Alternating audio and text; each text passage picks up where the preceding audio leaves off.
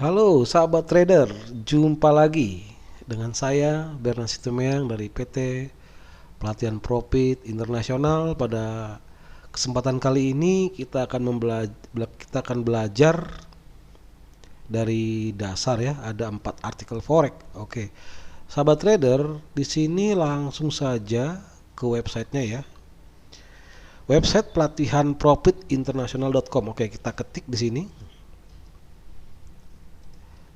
PT Pelatihan Profit Internasional ya, seperti ini tampilan awalnya nih, www.pelatihanprofitinternational.com. Nah, di sini kami sudah menyediakan di bagian menu education, tinggal diklik aja education. Pilih di bagian learn trading. Nah, di sini ada 3 kategori, beginner, advanced, expert. Nah, untuk kali ini kita masuk ke level beginner dulu ya, diklik. Nah, seperti itu. Nah, untuk belajar dari level yang paling awal, kita akan berpindah ke halaman paling terakhir, halaman 4 di sini. Nah, itu dia. Artinya halaman yang lebih awal ya. Otomatis juga akan menyediakan artikel yang lebih awal. Nah, di sini ada banyak artikel untuk di level beginner ini ya. Ada 1, 2, 3, 4, 5, 6, 7, 8, 9, 10, 11, 12, 13, 14, 15, 16. Nah, di halaman keempat ini ada 16 materi. Nah, di sini kita akan bahas 3 materi aja dulu ya, secara singkat. Nanti video berikutnya atau sahabat trader bisa langsung mengklik ya halamannya. Di sini kami sudah menyediakan untuk edukasi forex secara sederhana namun cukup lengkap. Dan juga kami menyediakan kelas-kelas private training bagi sahabat trader yang ingin memperdalam dan mempraktekkan forex secara lebih terarah dan terperinci ya. Artinya lebih ada pembimbing ya. Oke. Langsung aja kita akan masuk ke artikel pertama. Di sini memahami apa itu trading forex. Diklik. Nah, seperti ini. Ya, sahabat trader bisa langsung mempelajari lebih detail. Di sini kita cepat saja ya. Poin-poinnya aja. Di sini dikatakan bahwa memahami apa itu trading forex. Apa itu trading forex? Forex itu apa sih? Ya, simpel saja. Forex adalah pasar global yang memungkinkan perdagangan antara suatu negara ke negara lain. Ya, di sini mata uang maksudnya ya. Untuk mendapatkan suatu keuntungan. Nah, contohnya jika Anda pernah berpergian ke negara lain, biasanya Anda harus menemukan tempat penukaran mata uang, money changer di bandara. Lalu Anda menukar uang Anda dengan mata uang negara yang Anda kunjungi ya. Di sini untuk kepentingan adanya terjadi sebuah transaksi penukaran satu mata uang ke mata uang lainnya untuk tujuan kebutuhan uang saku ya, artinya uang cash di sini. Nah, kalau di forex biasanya kita menukar sebuah mata uang untuk tujuan keuntungan ya, beda dengan money changer ya. Biasanya orang kalau ke money changer, bisa juga sebenarnya di money changer pun kita bisa, mungkin aja dulu kita pernah membeli dolar dengan harga yang murah sekali. Setelah 5 tahun ya, kita tiba-tiba ingin menjualnya. Biasanya sih kalau yang udah lama kita ke bank ya. Tapi kalau yang uang dolar yang masih baru ya, biasa kita ke money changer udah cukup ya. Di situ mungkin kita ketika kita beli dolar masih murah. Nah, ketika dolar sudah tinggi kita lepas ke money changer ya. Biasa kita udah dapat keuntungan ya. Biasa seperti itu. Ya. Atau begini, apa sih transaksi forex? Forex itu sebuah transaksi yang sama dengan juga transaksi umumnya ya. Ada pembeli, penjual, ada penjual, pembeli. Seperti kita ingin membeli pulsa misalnya di sebuah toko handphone, counter handphone. Tentunya ada orang atau toko yang siap menjual pulsa kepada kita. Andai kata toko itu tidak bersedia atau tidak tersedianya pulsa, maka kita akan pindah ke toko lain yang bersedia atau tersedia menjual pulsa kepada kita. Nah, setelah dua belah pihak sepakat dengan harga yang ditentukan dengan ketersediaan barang yang diinginkan, maka pembeli pulsa akan menukar sejumlah uang dengan jumlah tertentu untuk mendapatkan pulsa. Begitu juga untuk penjual pulsa memberikan pulsa yang diminta dengan kesepakatan yang telah ditentukan. maka terjadi sebuah transaksi. Artinya dua belah pihak yang berbeda setuju sepakat menjalankan transaksi yang sama. Ya, itulah sebuah transaksi. Dasar apanya? Esensinya seperti itu. Begitupun dengan forex. Seorang trader mengambil atau ingin membeli, ya. Posisinya di sini begini. Kalau dalam trading forex itu biasanya bukan karena kebutuhan akan suatu mata uang, namun kita menghitung adanya sebuah potensi kenaikan atau penurunan dari sebuah mata uang terhadap mata uang lainnya. Itulah keuntungan yang akan dicapai. Sama saja sebenarnya ketika kita membeli dolar masih murah, ya. Ketika harga dolar sudah mahal kita lepas, otomatis selisih harga jual dan harga beli sebelumnya itu adalah keuntungan kita, ya. Misalnya dulu waktu kita beli dolar menggunakan rupiah masih di level harga berapa, misalnya 12.000, ya. Lalu saat ini harga dolar sudah mencapai 16.000. Nah, kita jual lah, otomatis kita per dolarnya mendapat keuntungan 4.000. Ya, begitu juga dengan transaksi di forex. Ketika kita menganalisa bahwa terjadi pelemahan di euro terhadap dolar, maka kita akan meyakinkan bahwa akan terjadi sebuah potensi penurunan euro terhadap dolar, maka kita mengambil posisi jual atau selling, atau dalam bahasa teknisnya adalah short, ya. Nah, pasti tentu di balik pihak di sana, di seberang sana ada pihak pembelinya, ya kan? Siapa pembeli order kita? Tentunya adalah pihak bank, ya. Nanti akan diterangkan lebih lanjut. Karena transaksi jika tidak ada pihak atau rekanan di balik sana, otomatis tidak pernah bisa terjadi, ya. Seperti tadi contoh jual beli pulsa, ya. Begitupun juga dengan jual beli forex. Ketika kita menjual, pasti di sana ada yang membeli, ada ketersediaan rekanan yang membeli order kita, ya.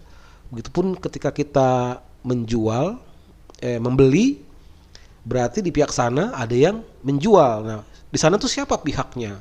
Ya, otomatis ya berbagai bank, ya. Biasanya kalau market itu ada namanya liquidity, ya, likuidatornya. Liquidity itu adalah penjamin terjadinya transaksi mata uang itu. Siapa itu? Perbankan. Maka disebut forex adalah pasar perbankan, interbank, antar bank sebenarnya. Ya. Oke sahabat trader, ya, di situ udah ada gambarannya. Nah, oke, kita akan langsung ganti ke artikel berikutnya. Di sini kita lihat back lagi, ya. Di sini ada sejarah forex dan peserta pasar. Oke, kita klik, silahkan. Sejarah forex. Nah, di sini sahabat trader bisa membaca, ya, sahabat forex, ya. Di sini ada sistem standar emas, itu sudah ditinggalkan, ya. Ada juga sistem Bretton Woods. Nah, setelah Perang Dunia Kedua, silakan dibaca-baca mengenai nilai tukar, ya. Nilai tukar saat ini, nah, silahkan. Jadi forex itu, nah, setelah sistem Bretton Woods rusak, dunia akhirnya menerima penggunaan nilai tukar mengambang selama perjanjian Jamaika tahun 1976. Nah, ini Bretton Woods adalah pemulanya setelah Perang Dunia Kedua, itu kurang lebih tahun 75. Karena Bretton Woods sebagai regulator sebenarnya, dia menetapkan nilai-nilai secara absolut, ya, konstan, tetap, ya. Sedangkan forex itu bersifat dinamis, jadi cukup nggak cocok, ya. Jadi antara negara Eropa, Amerika ditetapkan nilai patokan, dipatok nilainya itu nggak cocok. Akhirnya dibuatlah nilai mengambang, oke. Atau nilai relatif, ya. Maksudnya apa? Jadi ya gini dia, 1 euro terhadap dolar ada base, ada quote namanya. Kalau 1 euro itu base-nya, ya. Dasarnya berapa dolar saat ini, ya, tergantung keinginan pasar. Nah, keinginan pasar dipengaruhi oleh banyak kondisi, ya, banyak faktor. Nah, seperti itu, ya. Nilai mengambang itu otomatis karena mengambang artinya dinamis, ya, akan terjadi perubahan harga secara relatif. Saat ini kalau kita cek 1 euro adalah 1,07 sekian, 0,6 sekian, ya, seperti itu, ya. Oke, peserta pasar. Nah, ini tadi yang sebelumnya. Siapa peserta pasar? Nah, ini ada pemerintah dan bank sentral tentunya, ya. Saya bilang tadi interbank. Otomatis pemerintah pun ikut dalam transaksi di pasar mata uang. pemerintah dan bank sentral. Lalu berikutnya bank dan lembaga keuangan lainnya. Nah, di sini udah cukup jelas ya. Selain bank sentral dan pemerintah, beberapa peserta terbesar yang terlibat dalam transaksi falas dan adalah bank. Pasar antar bank adalah pasar di mana bank-bank besar bertransaksi satu sama lain dan menentukan harga mata uang yang dilihat oleh pedagang perorangan dan pada platform perdagangan mereka. Oke, artinya apa ini? Jadi begini, kita ini trader dalam artian trader retail lah, trader perorangan atau masyarakat ya. Jadi masyarakat boleh juga mengikuti transaksi di pasar mata uang. Nah, kita disebut namanya retail. Jumlahnya tidak terlalu besar ya. Hanya berkisaran 5% saja dalam volume yang dengan pangsa margin itu kurang lebih antara 300 sampai 500 miliar dolar lah, kurang lebih seperti itu ya. Oke.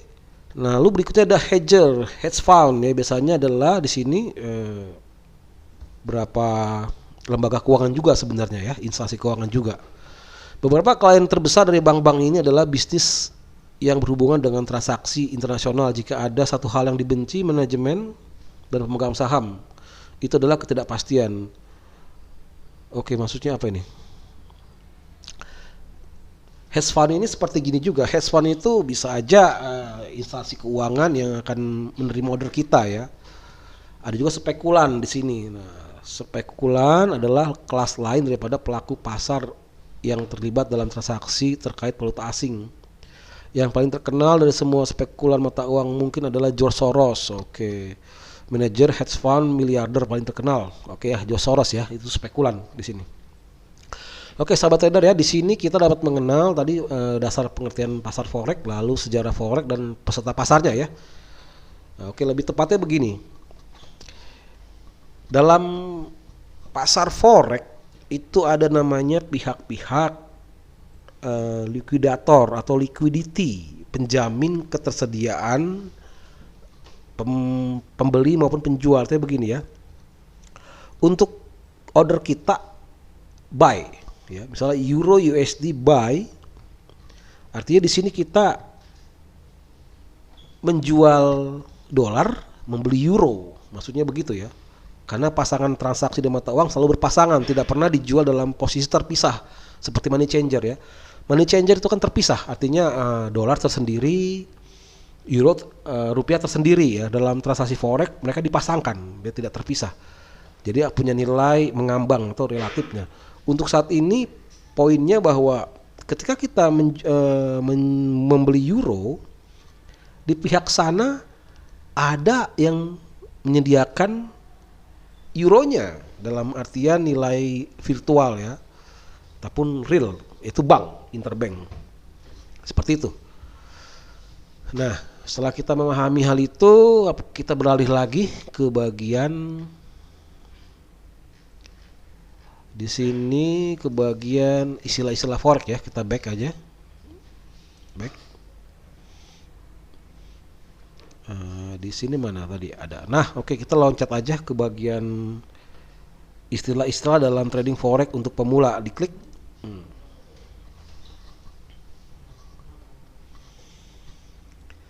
Oke ya. Nah, di sini exchange rate. Nah, itu saya bilang tadi, nilai tukar mengambang ya. Exchange rate ini merupakan nilai suatu mata uang tertentu terhadap mata uang lain. Nah, di sini dicontohkan contoh jika pasangan mata uang euro USD, ya di sini salah tulis ya. Euro USD 1.3200. Berarti 1 euro bernilai seharga 1.3200 dolar ya, sahabat trader ya. Itu exchange rate sama seperti gini. USD IDR. Nah, 1 dolar berapa rupiah, atau kalau USD IDR gini, berapa rupiah untuk USD IDR. Oke, patokannya begini, 1 USD berapa dolar ya, atau USD IDR biasanya gitu ya, USD IDR. kita gampangin aja. Base-nya kita bikin base-nya adalah USD, quote-nya adalah IDR. Jadi USD IDR ya. $1 berapa rupiah? Nah, saat ini adalah 16.000 misalnya. Nah, itulah quote-nya ya, exchange rate-nya, rate pembanding ya. Untuk pasangan mata uang bisa beda-beda. Untuk euro beda lagi ya. Exchange rate seperti itu. Kalau kita lihat di bank itu kan ada tulisan exchange rate ya, nilai tukar antar mata uang ke mata uang lainnya. Oke, PIP sekarang nih. PIP merupakan perubahan nilai paling kecil yang dapat terjadi pada suatu pasang mata uang, sering juga disebut sebagai poin. Nah, begini. Satu PIP sebenarnya itu berisi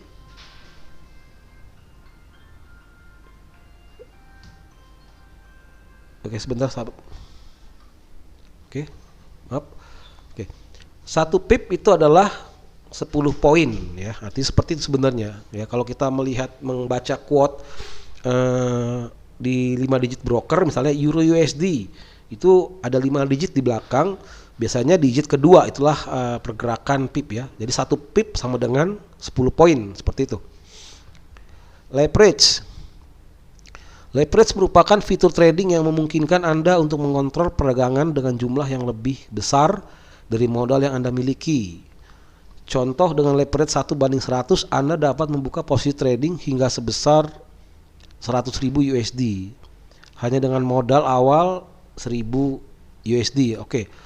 Artinya di sini bahwa kalau kita memiliki leverage, kita tidak perlu harus menjaminkan margin sebesar 100.000 USD untuk membuka satu lot euro USD ya. Maksud begini, dalam pasar trading forex itu ada dikenal namanya leverage ya. Di market, kalau real market sebenarnya 1:1 ya. Contoh, kita ingin membeli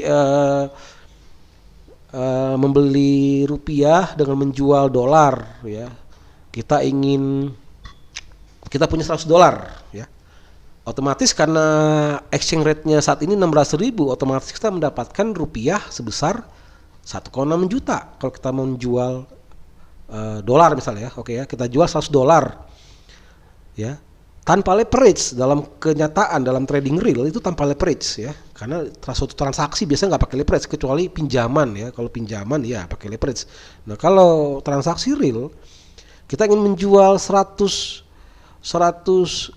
otomatis kita dapat leverage 1:1, otomatis kita menerima 1,6 juta. Tidak mungkin, Pak, saya pakai leverage 1:100 ya, saya ingin dapat 16 juta ya, nggak mungkin ya, itu leverage. Namun kalau dalam transaksi forex, broker menawarkan atau menyediakan sebuah ukuran leverage atau rasio, disebut daya ungkit ya. Jadi dalam trading forex dikenal juga dalam realnya disebut adalah contract size, sebuah perjanjian kesepakatan besaran lot atau besaran mata uang terhadap lot. Misalnya begini, satu lot disepakati kontrak size-nya adalah 100.000 USD ya. Itulah kontrak yang disepakati ya di market. Nah, kalau tanpa leverage, otomatis kita membutuhkan $100.000, artinya modal kita harus lebih besar ya.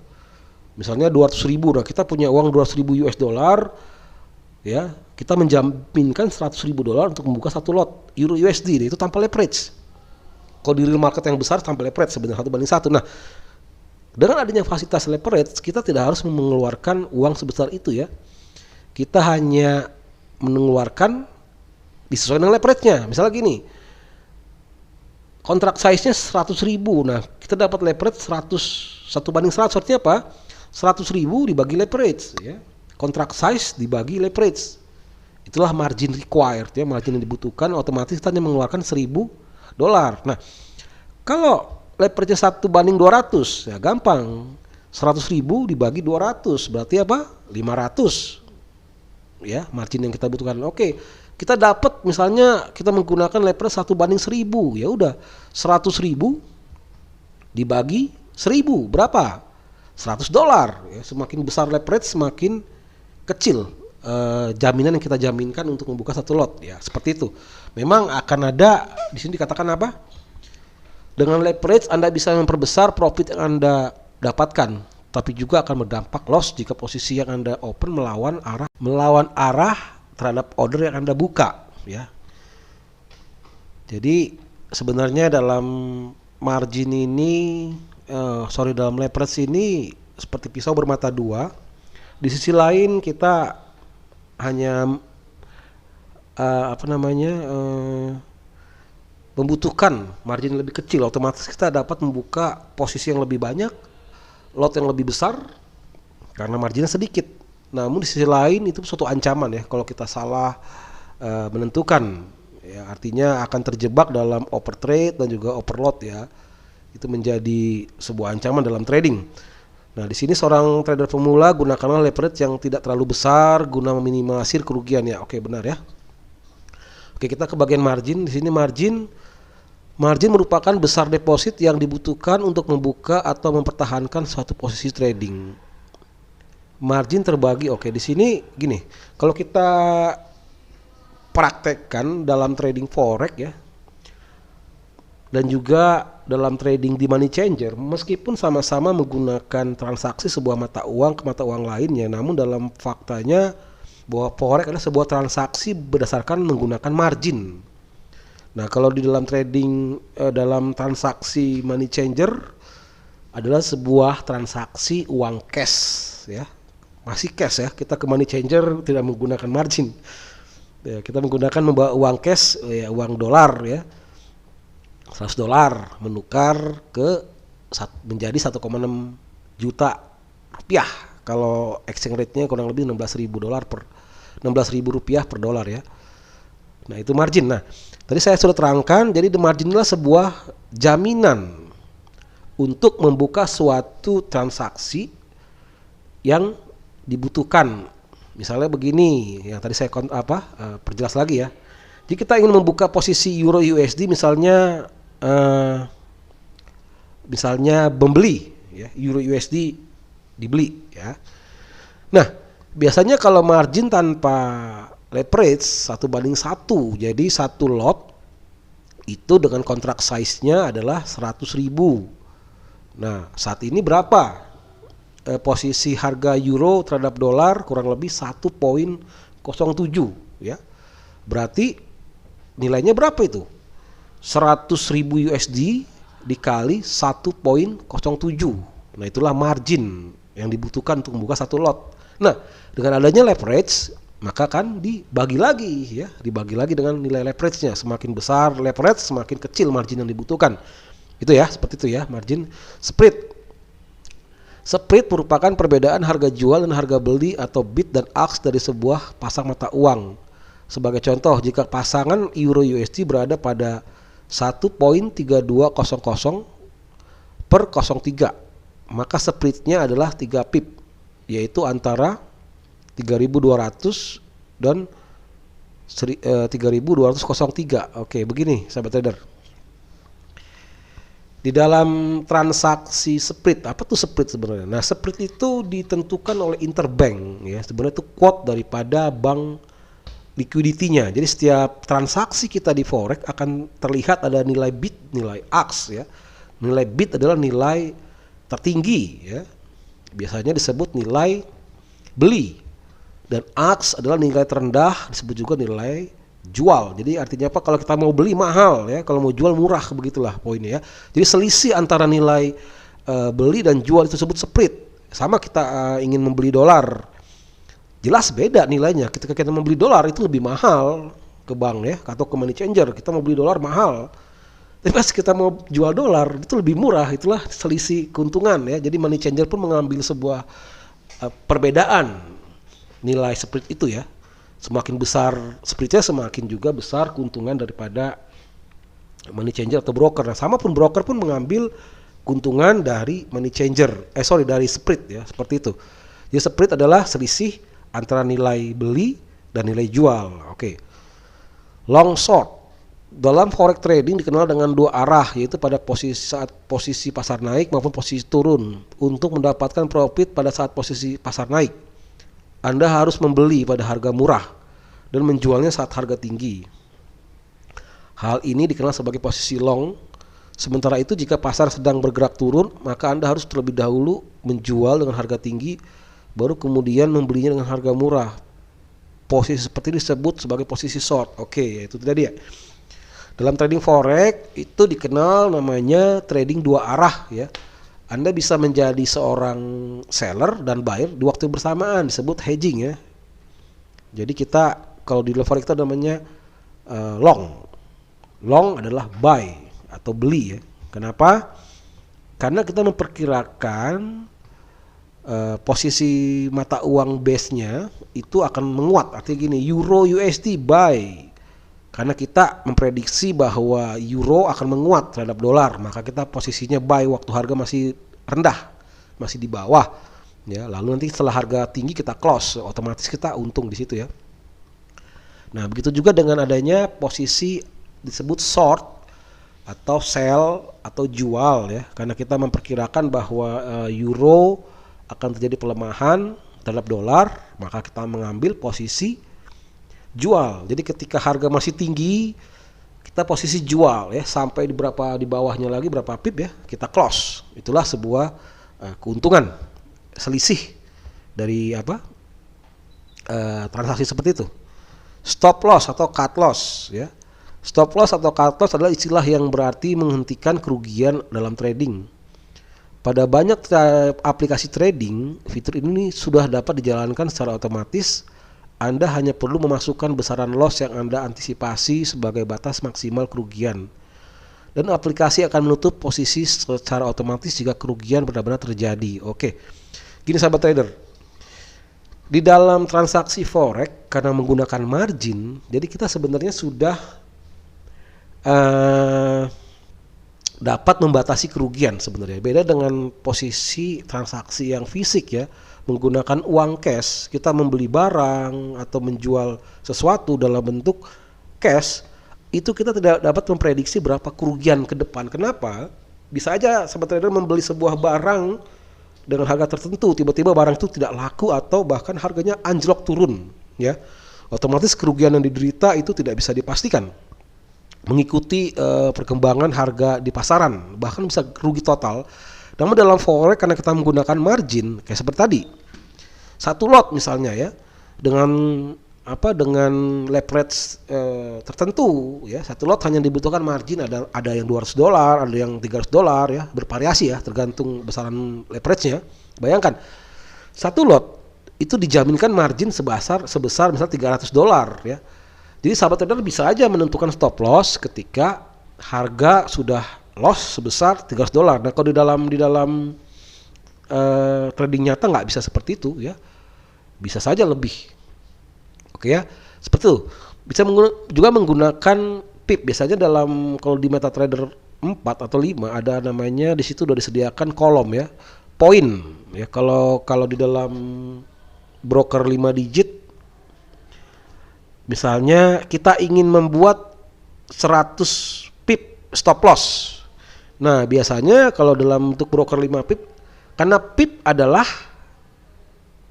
sama dengan dikali poin, artinya 10 kali poin. Berarti kalau kita ingin 10 pip berarti dikali 10, berarti 100 poin ya. Ada isiannya berarti yang diisi kita 100 poin. Nah, ada juga misalnya ingin 100 pip, kalikanlah 10 poin dikonversi ya. Berarti 1000 poin sama dengan 100 pip. Nah, seperti itu ya. Jadi kita bisa men-setting melalui platform dengan nilai-nilai sebenarnya gini. Contoh misalnya ya, Euro USD buy.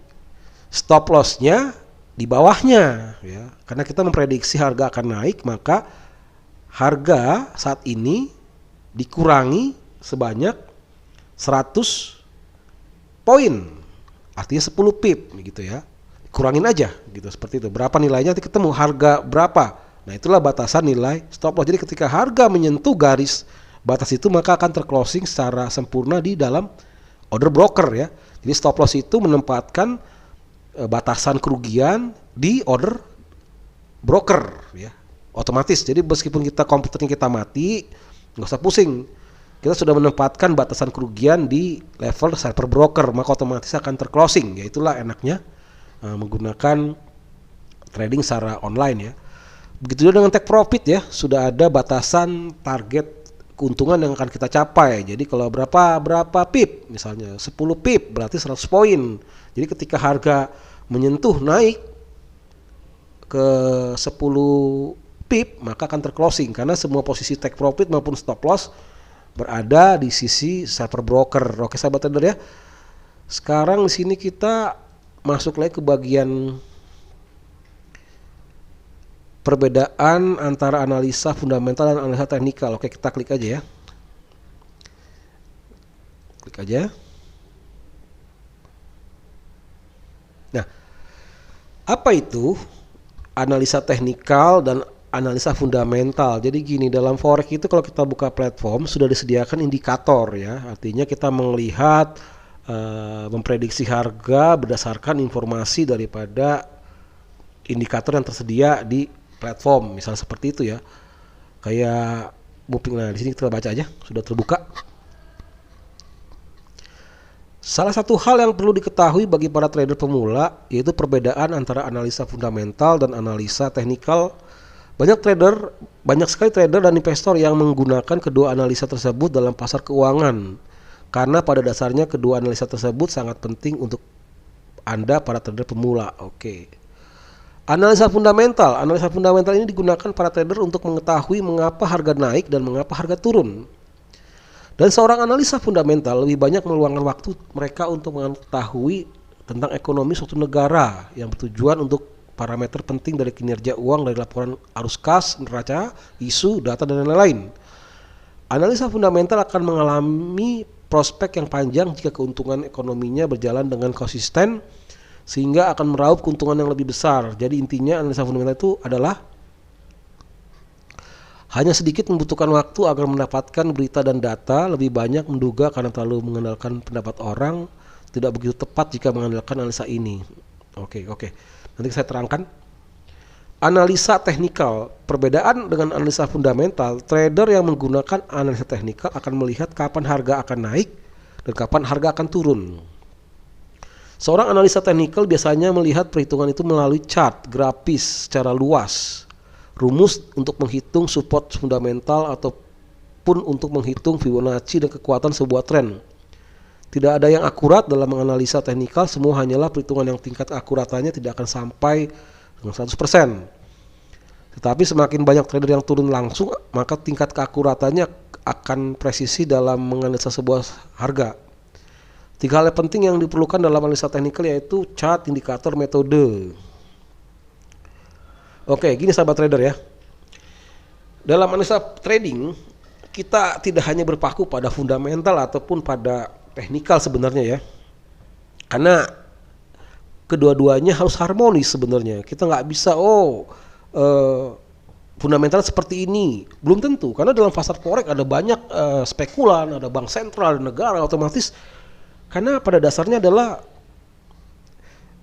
antar belah pihak ya mengambil posisi yang sama dengan posisi yang berlawanan ya. Artinya dalam transaksi yang sama dalam posisi yang berlawanan, otomatis akan terjadi suatu perlawanan. Jadi kalau kita hanya fokus kepada fundamental, bisa jadi belum waktunya harga itu akan tereksekusi, memang benar, tapi dalam waktu berapa hari misalnya ya baru tereksekusi. Begitu juga dengan teknikal, belum tentu langsung tereksekusi prediksi teknikal. Jadi sebenarnya yang benar dalam transaksi forex, kita melihat sebuah gini, kita mengambil mata uang yang kita transaksikan ya, Euro USD misalnya. Ketika Euro USD menjadi pasangan mata uang yang sahabat trader transaksikan, maka mau tidak mau ya otomatis harus memahami perkembangan kedua belah pihak beritanya ya. Jadi gini, bagaimana perkembangan Euro dan bagaimana perkembangan US, apa yang terjadi di negara Eropa dan apa yang terjadi di negara Amerika. Karena kita menggunakan transaksi Euro USD sebagai patokannya, maka analisa fundamental harus menganalisa kedua negara itu ya, kondisinya seperti itulah, kondisi secara global ya, bagaimana keadaan ekonominya, apa yang terjadi di sana ya kan. Kayak seperti saat ini COVID-19 sudah merajalela di Italia ya, otomatis pun berdampak kepada mobilisasi dalam suatu negara itu akan mengalami sebuah kemunduran yang secara luar biasa. Ada lockdown, otomatis akan mengalami pengaruh ekonomi yang besar ya. artinya ada potensi pelemahan di euro misalnya. Nah, US saat ini tidak terlalu dalam beritanya, kita lihat apa ya, dampak Covid masih belum begitu gawat ya. Jadi secara pembandingannya sudah kelihatan. Jadi potensi US akan menguat, potensi euro akan melemah, maka kita ambil posisi sell ya, potensinya sell. Apakah langsung? Kita lihat dulu posisinya ya, belum tentu.